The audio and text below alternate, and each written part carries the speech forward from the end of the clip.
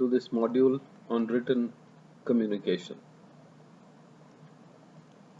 When do you write? You write when there is a need. When do you communicate? You communicate whenever there is a need. Now, every time you pick up your phone and try to write down a message to someone, be it on WhatsApp, be it an SMS, maybe a mail, you silently plan the message in your mind, and only after planning do you send the message forth. Most of your messages meet their mark, but there are some that don't. And a lot of times you say there has been a communication gap. So let's go through this written communication module and let's learn to create effective and powerful messages.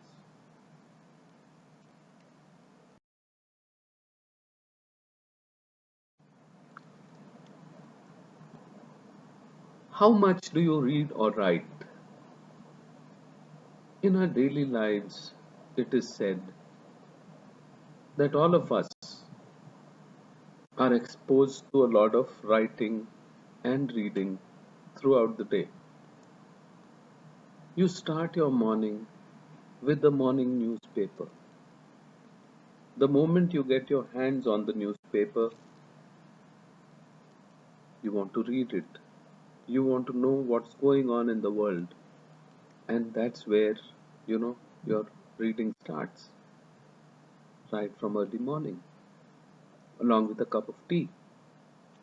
And a lot of us, after we get up, we pick up the mobile, start with the messages, and as soon as we start with the messages, as you read, sometimes you're thinking of your reply, other times you're already replying. So, in your personal or professional life, if you have a lot of reading and writing work to do, that means you read, write, listen, speak in your routine. And if that be as it is, then communication is an important part of your daily routine. If communication is an integral part of your daily routine, that means you should be aware of the good characteristics of writers. Look at some of these. Good writers are always context and content driven. Context is always what you are talking about, and content is what you write about the context. If you write something about the context, that becomes your content. So, if you're context and content driven, chances are that people would be understanding you a little better. Good writers respect the fact that most readers are normally pressed for time. Who's got so much time, to read long-winded, long communications?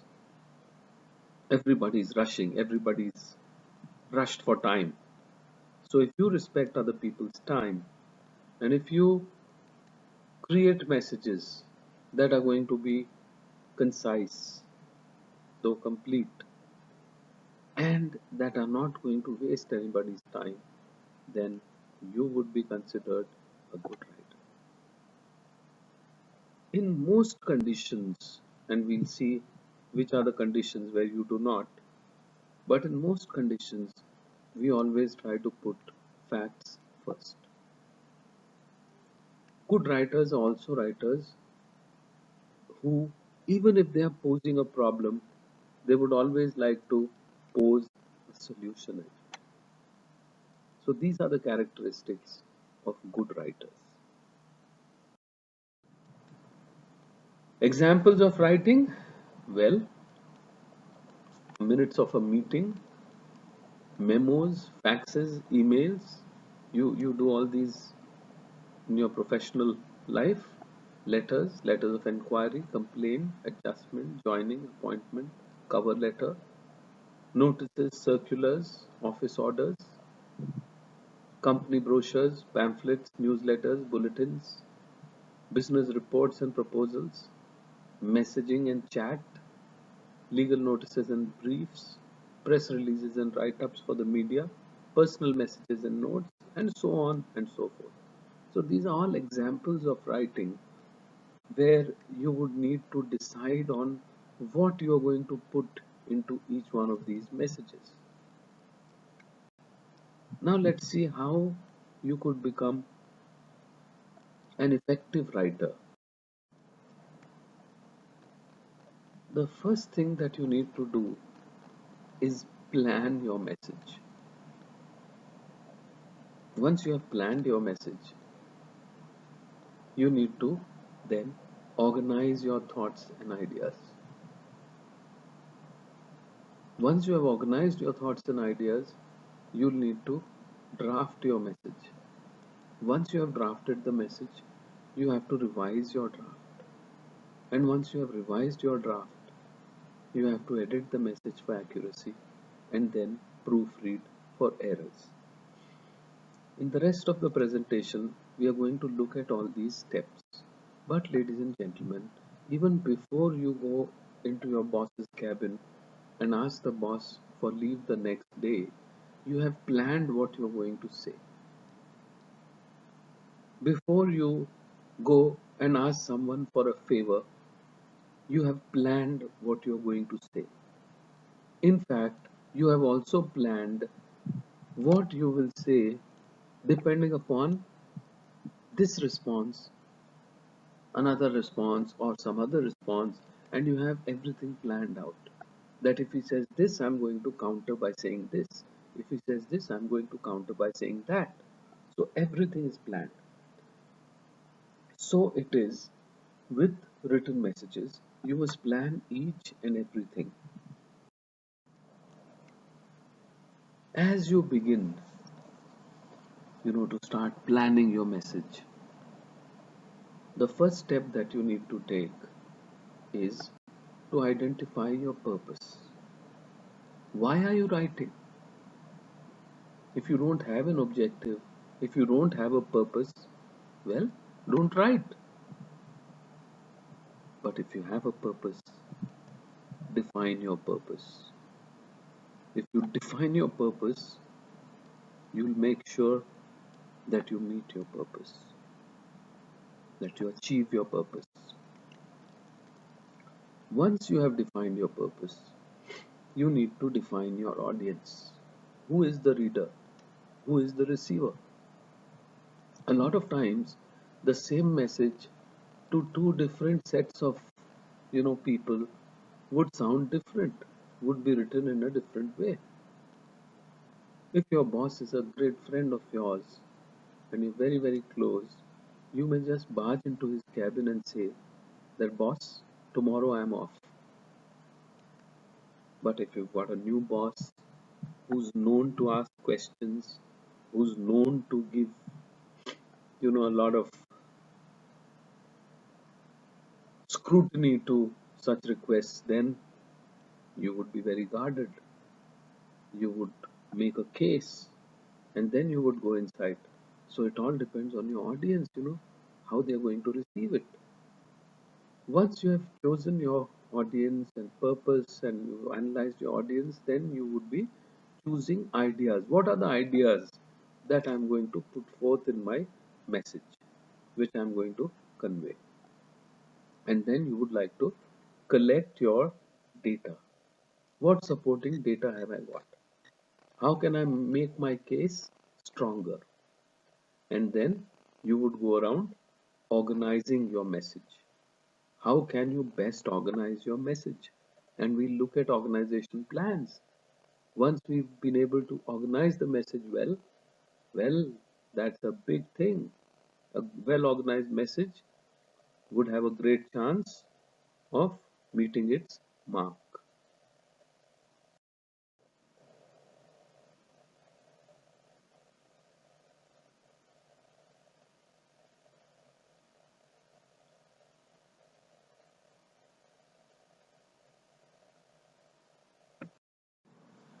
Now, before you start writing, you must look at your purpose.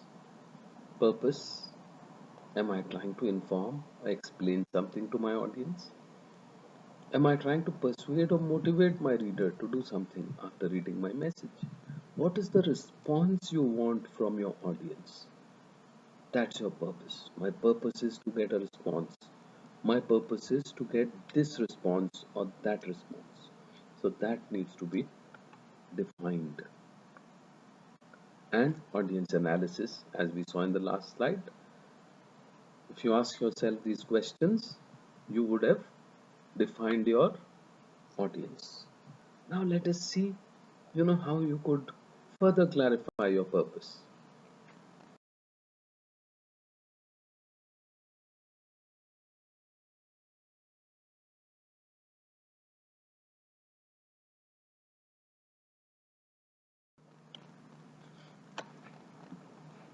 Ask yourself, why are you writing this now? What do you want the reader to do? Have you looked at what you are proposing through the reader's perspective? What is in the message for the reader? What are the stakes for you? How would your message impact the reader? And how should you frame the message? Again, we go back to how should the message be organized so that your credibility is enhanced. You win the trust of your reader.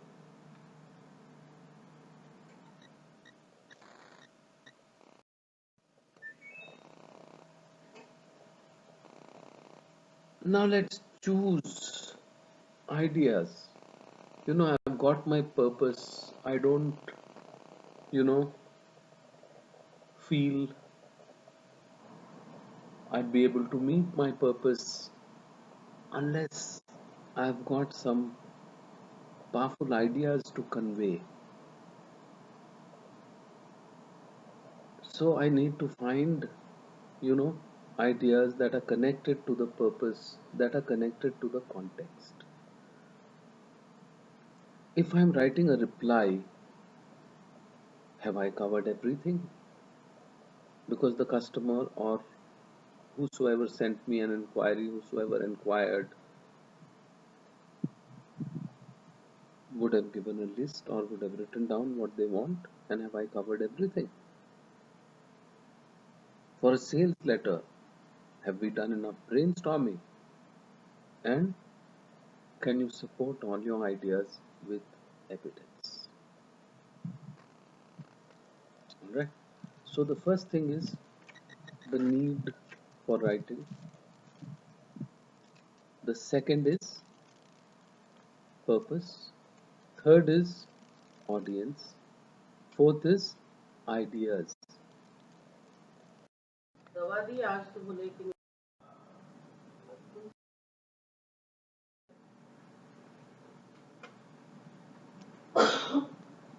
After you collect your ideas, you need to support those ideas. If you cannot support an idea, then the idea does not stand a chance. How do you support an idea? An idea needs to be supported with data, specific facts, figures, quotations, other evidences to support the points. Make sure your data is authentic. If you're quoting from somewhere, you must quote the sources. Double check your data for authenticity and make sure you you know, enter correct figures. Because if you don't enter correct figures, then your credibility is going to get hit. Once we have our ideas and we have our supporting data, we now need to organize the message. The message needs to be outlined mentally or on paper before the first draft is done. A message has to be organized in the form of a sequence of ideas. If you don't sequence your ideas in a logical fashion, then it is not going to be a clear, concise, or effective message. You must always avoid long or unclear messages by organizing your message for clarity and effectiveness. What are the main parts of any message or document?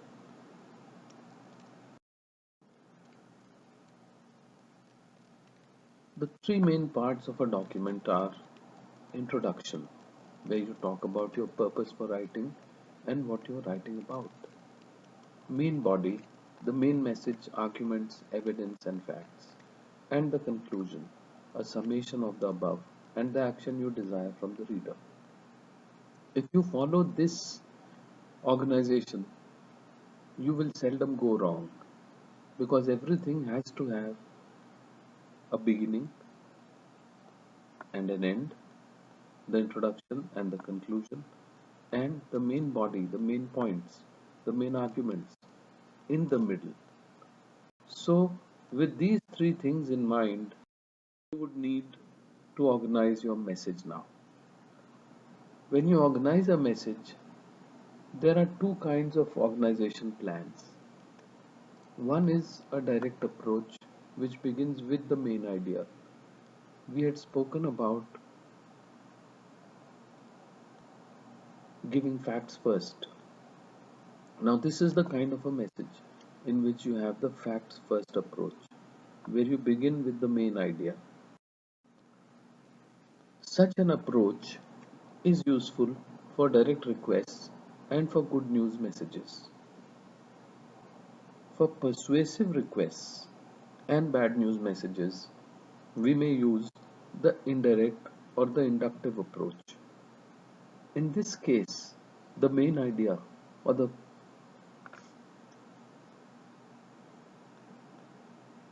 real, persuasion or action that you want the reader to take would come after the needed explanation because there is bound to be some resistance to acceptance. So, direct approach for direct request and good news, and indirect approach where you feel there are going to be points to be explained and then acceptance has to be built. So, we'll look at both the approaches in the next few slides. First, let us look at the deductive approach. This approach is used when you feel your audience would have a favorable or neutral reaction to your message. The acceptability of your message or the effect the message is going to have on your audience should decide your choice of approach, whether deductive or inductive. Any direct request, a favorable or neutral news announcement, exchange of information within or between companies, we always use the direct approach. The direct approach takes shorter time, there's less explanation required, and this is normally the approach that most routine correspondence would take.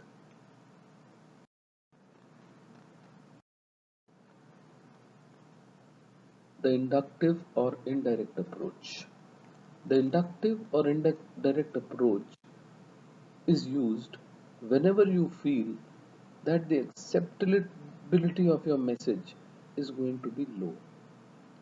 Supposing I am sending someone some bad news or I am trying to persuade somebody for something, then I would use an indirect approach where I would first build my arguments, provide the needed explanation, and then reveal my premise, what I want to say or what I want my reader to accept. In such cases, we use an indirect approach where the main idea comes later. In the direct approach, the main idea comes first. In the indirect approach or the inductive approach, the main idea comes later and we build our case before we come up with the main idea. So, such a message has to be drafted with caution, where you start with a relevant, pleasant, neutral, or receiver benefit statement, then you put in explanation, and then the main idea. How you start a message, how you end a message, and what you say in between, they all have an effect on the final impact of a message. The opening and closing. A good message has an appropriate opening paragraph and a befitting closing paragraph. You remember the old sayings, well begun is half done. If you've begun a message well, half done. The first impression may not be the last, but it's a lasting impression. And we remember best what we read last. So, a good opening and a good closing are as important as a good main body. Opening paragraph. A good opening paragraph ensures attention of the reader. A poor opening leads to the message being put aside or discarded. If you have a very long winded, difficult to understand kind of an opening, a reader would say, let me set it aside and I'm going to come back to it later. An opening appropriate for the purpose of the message and the reader should be your choice every time you write. That's what should be your choice, so that the reader's attention would be grabbed in the first couple of seconds, and then the reader is going to be with you.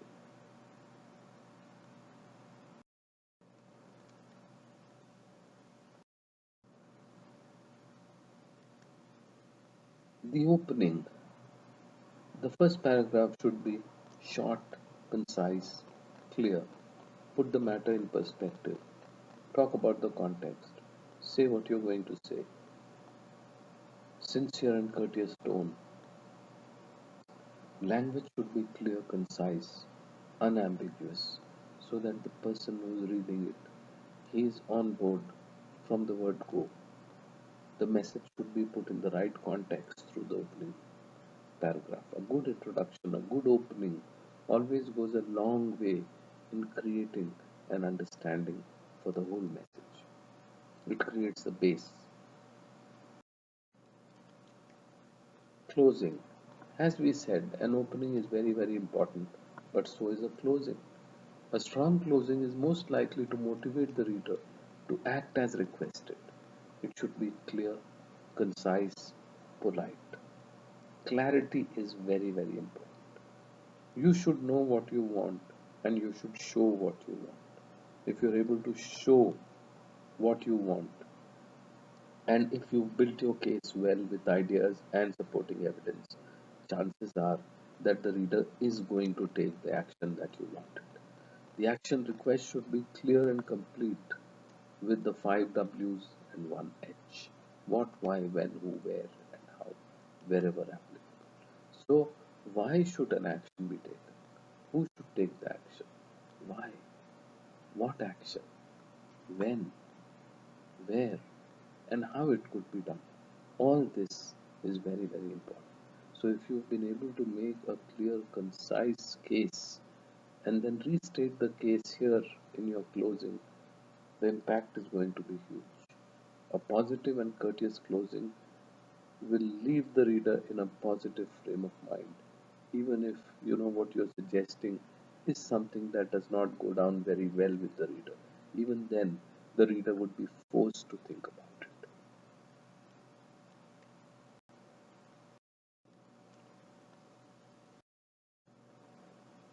Once we have decided our purpose, analyzed the audience, decided on the main idea and other ideas, got our supporting evidence and facts and figures and data in place, decided on the organization plan, created a good opening and a good closing kind of a thing. Now we need to write the message. So we have to get over the writer's block and create the first draft quickly. All the important points, the ideas, the facts, the figures, arguments that we had collected, they need to be there in the first draft as per the organization plan, inductive or deductive, that we decide. The first draft is not the final draft. So once you have drafted your message, you will have enough opportunity and time to revise it, to get the right tone, the right style, and accuracy. So get your first draft done quickly. Never think that the first draft is going to be the final draft, or whether you're going to be able to come up with a good first draft. A first draft is a first draft. A final draft is based on the first draft, but improvements are made along the way. So don't worry. No matter how good or bad the draft is, get your first draft done.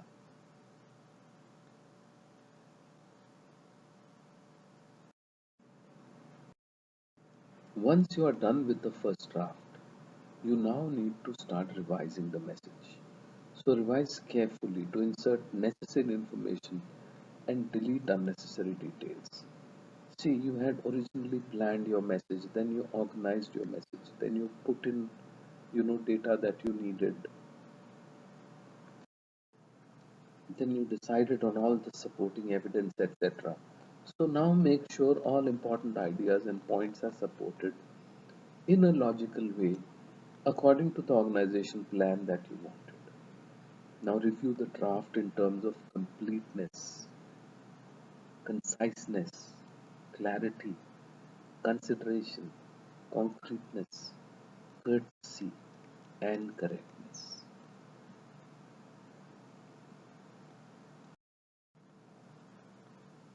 Once you have done all this, if you followed all these steps,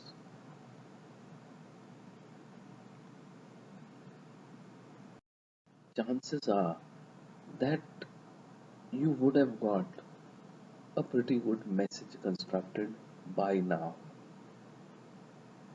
Edit and proofread your message for mistakes in grammar, spelling, punctuation, choice of words. Minor mistakes like typos may create major blunders. Remember, the reader is going to create in his own mind an impression about you through this message.